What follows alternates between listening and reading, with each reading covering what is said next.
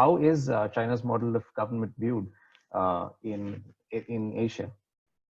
Look, I think that's a complicated question, right? And I don't think that it's that straightforward. And I think Lisa made the point about China sort of entering areas where there is a need, whether that's in infrastructure, technology, and those sorts of things, and where countries have felt constrained because of different reasons in terms of the kind of funding that they can get, in terms of the kind of investments that they can get.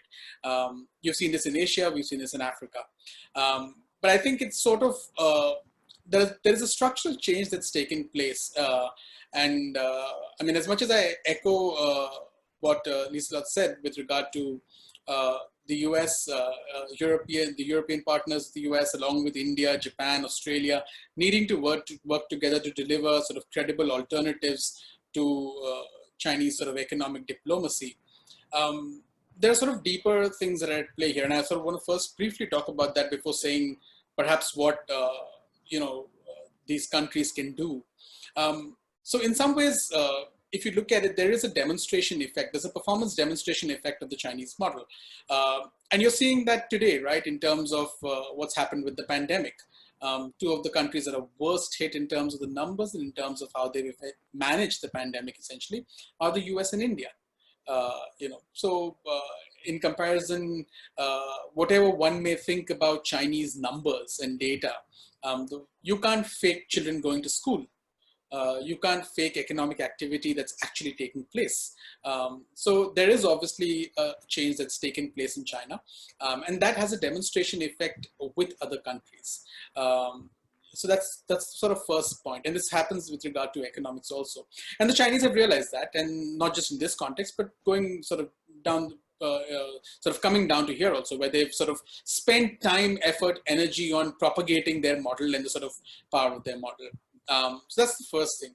The second thing is that Chinese investments, while they've created sort of debt bubbles in these countries, sort of BRI partner countries, they've also exported that economic model. And the Chinese economic model, there are many Chinese economic models.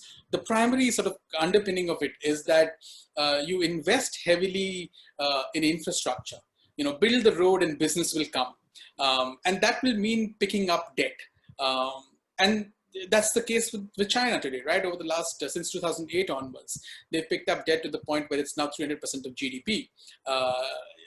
It's China's unique conditions politically which allow for that to be sustainable in some ways, although that remains to be seen how long that's going to be sustainable. But in other countries, the argument is that that's the reason why debt is picking up and so on and so forth. Does it create conditions for China to sort of leverage that situation for political ends? Of course it does. Will they do it? Of course they'll do it.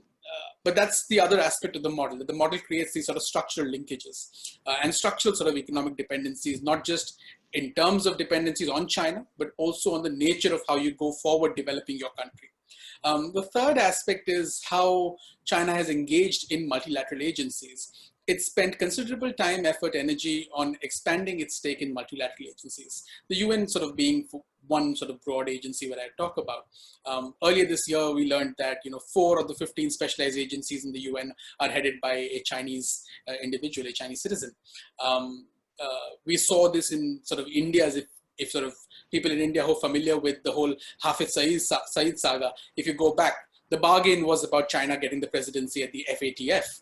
So they value this because they see it as an opportunity sort of to push forward an agenda, they see it as a lever of power which can allow you to legitimize your sort of system, your space, your control, your engagement globally.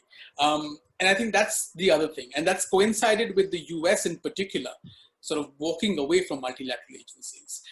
Who would have thought that we'd be sitting in an era where China can command far more votes on, say, things like its policies on Xinjiang or Hong Kong, or who would have thought that China could sort of be outlining a unique concept for human rights, getting significant amount of support for it. So I think there's sort of deeper changes that are taking place which we need to sort of be mindful of, which make the model far more attractive for people. Are countries coming to terms with the pitfalls of these models, of this model? Yes, they are. Malaysia, like Liselot said, was an example. You've seen in other countries, Maldives is an example, Myanmar, for everything that's said about China's influence in Myanmar. There's been really hard negotiation about the port that they want to develop in Myanmar, to the point that its valuation came down from $7 billion to 1 point some billion. So it tells you that there is pushback.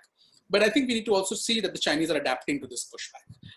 So it's not a static system that does not respond. It is being able to adapt. And last year's BRI forum sort of showed that. So I think we need to be far more cognizant of the fact that the Chinese system does actually adapt to these challenges.